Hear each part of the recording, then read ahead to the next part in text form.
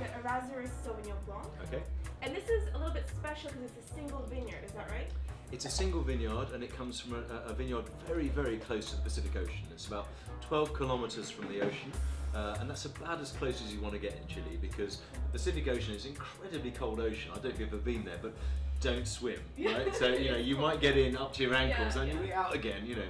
It's really, really, really cold. And that's why the closer you are to the ocean, the more you can produce these really beautiful, bright white wines.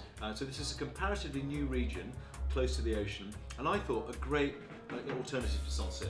This is actually one of the best New World Sauvignon Blancs I've had. I think it's, especially for the value for money, it's just outstanding. And how about comparing to New Zealand Sauvignon Blanc? Where does this stand for you? Well, I think it's much more understated. I mean, somebody once described New Zealand Sauvignon Blanc as a bungee jump into a gooseberry bush, which is a bit OTT, but you know what I mean. I mean, they're quite powerfully aromatic, particularly.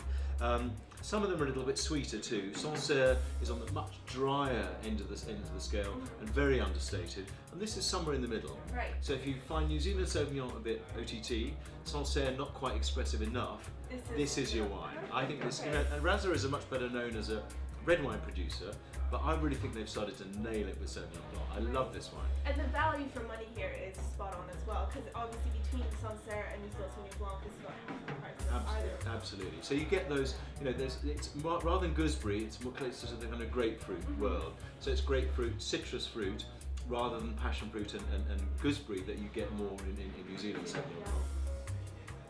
Just very long as well. I mean, I really like this wine. I think it would be brilliant with something like asparagus, or if you were having a little bit of salmon to start with, some smoked salmon. I think it would just be lovely. There's no oak in it, but it's almost got a slight smokiness to it.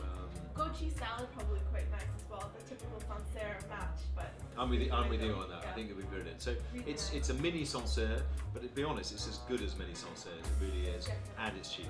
Click on the bottles that you see for an individual tasting review by Tim Atkin.